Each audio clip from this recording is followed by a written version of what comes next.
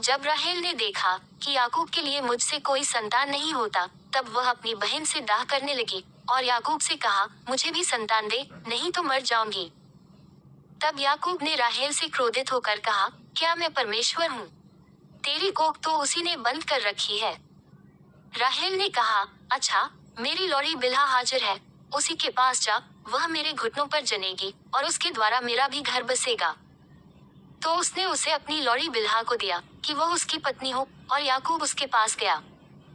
और बिल्हा गर्भवती हुई और याकूब से उसके एक पुत्र उत्पन्न हुआ। और राहेल ने कहा, परमेश्वर ने मेरा न्याय चुकाया और मेरी सुनकर मुझे एक पुत्र दिया, इसलिए उसने उसका नाम दान रखा। और राहेल की लौड़ी बिल्हा फिर गर्भवती हुई और याकूब से एक पुत्र और उत्पन्न हुआ। तब राहेल ने कहा, मैंने अपनी बहन के साथ बड़े बल से लिपटकर मल्लयुद्ध किया और अब जीत गई, सो उसने उसका नाम नप्ताली रखा।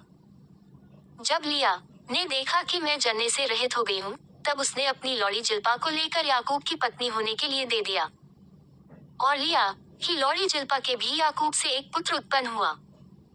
तब लिया ने कहा, अहो भाग्य, सो उसने उसका नाम गाद रखा।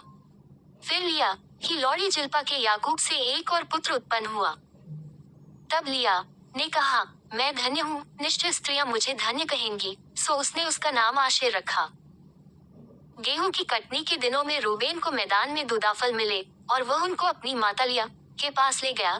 तब राहेल ने लिया से कहा, अपने पुत्र के दूदाफलों में से कुछ मुझे दे। उसने उससे कहा, तूने जो मेरे पति को ले लिया है सो क्या छोटी बात है? अब क्या तू मेरे पुत्र के दूदाफल भी लेने चाहती है? राहेल ने कहा, अच्छा, तेरे पुत्र के दूदाफलों के बदले वह आज रात को तेरे संग सोएगा। सो सांझ को जब याकूब मैदान से आ रहा था, तब लिया उससे भेंट करने को निकली और कहा, तुझे मेरे ही पास आना होगा, क्योंकि मैंने अपने पुत्र के दूदाफल देकर तुझे सचमुच मोल लिया। तब वह उस रात को उसी के संग सोया।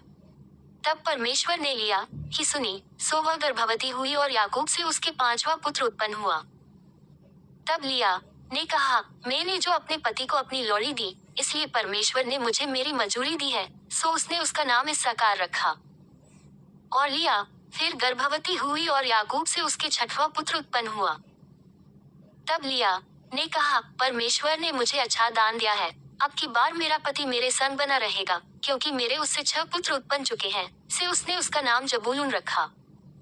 तत्पश्चात उसके एक बेटी भी हुई और उसने उसका नाम दीना रखा। और परमेश्वर ने राहेल की भी सुधि ली और उसकी सुनकर उसकी कोख खोली।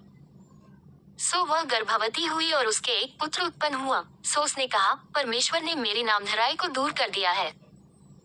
सो उसने ये कहकर उसका नाम यूसुफ रखा कि परमेश्वर मुझे एक पुत्र और भी देगा। जब राहेल से यूसुफ उत्पन्न हुआ, तब याकूब ने लाबान से कहा, मुझे विदा कर कि मैं अपने देश और स्थान को जाऊं। मेरी स्त्रियां और मेरे लड़के बाले, जिनके लिए मैंने तेरी सेवा की है, उन्हें मुझे दे कि मैं चला जाऊं। तू तो जानता है कि मैंने तेरी कैसी सेवा की है। लाबान ने उससे कहा, यदि तेरी दृष्टि में मैंने अनुग्रह पाया है, तो रह जा, क्योंकि मैंने अनुभव से जान लिया है कि यहोवा ने तेरे कारण से मुझे आशीष दी है। फिर उसने कहा, तू ठीक बता कि मैं तुझको क्या दूं, और मैं उसे दूंगा। उसने उससे कहा, तू जानता है कि मैंने तेरी कैसी सेवा की, और तेरे पशु मेरे पास किस प्रकार से रहे। मेरे आने से पहले वे कितने थे, और अब कितने हो गए हैं, और यहोवा ने मेरे आने पर तुझे तो आशीष दी है, पर मैं अपने घर का काम कब करने पाऊंगा? उसने फिर कहा, मैं तुझे क्या दूं? याकूब ने कहा, तू मुझे कुछ न दे, यदि तू मेरे लिए एक काम करे, तो मैं फिर तेरी भेड़ बकरियों को चराऊंगा और उनकी रक्षा करूंगा। मैं आज तेरी सब भेड़ बकरियों के बीच होकर निकलूंगा, और जो भेड़ व बकरी चित्ती वाली व चितकबरी हो, और जो भेड़ काली हो, और जो बकरी चितकबरी व चित्ती वाली हो, उन्हें मैं अलग कर रखूंगा, और मेरी मजदूरी में वे ही ठहरेंगी। और जब आगे को मेरी मजदूरी की चर्चा तेरे सामने चले, तब धर्म की यही साक्षी होगी, अर्थात बकरियों में से जो कोई न चित्ती वाली न चितकबरी हो, और भेड़ों में से जो कोई काली न हो, सो यदि मेरे पास निकले, तो चोरी की ठहरेंगी।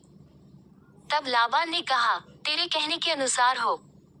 सो उसने उसी दिन सब धारी वाले और चितकबरे बकरों, और सब चित्ती वाली और चितकबरी बकरियों को, अर्थात जिनमें कुछ उजलापन था, उनको और सब काली भेड़ों को भी अलग करके अपने पुत्रों के हाथ सौंप दिया।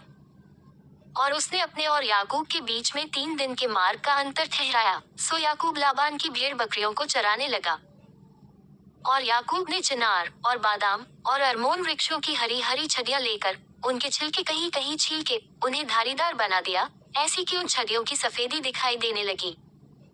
और तब छीली हुई छड़ियों को भेड़ बकरियों के सामने उनके पानी पीने के कठौतों में खड़ा किया, और जब वे पानी पीने के लिए आए तब गाभिन हो गई। और छड़ियों के सामने गाभिन होकर भेड़ बकरियां धारी वाले, चित्ती वाले और चितकबरे बच्चे जनी। तब याकूब ने भेड़ों के बच्चों को अलग अलग किया, और लाबान की भेड़ बकरियों के मुंह को चित्ती वाले और सब काले बच्चों की ओर कर दिया, और अपने झुंडों को उनसे अलग रखा, और लाबान की भेड़ बकरियों से मिलने न दिया। और जब जब बलवंत भेड़ बकरियां गाभिन होती थी, तब तब याकूब उन छड़ियों को कठौतों में उनके सामने रख देता था, जिससे वे छड़ियों को देखती हुई गाभिन हो जाएं। पर जब निर्बल भेड़ बकरियां गाभिन होती थीं, तब वह उन्हें उनके आगे नहीं रखता था। इससे निर्बल निर्बल लाबान की रही, और बलवंत बलवंत याकूब की हो गई। सो वह पुरुष अत्यंत धनाढ्य हो गया, और उसके बहुत सी भेड़ बकरियां और लौंडिया और दास और ऊंट और गदहे हो गए।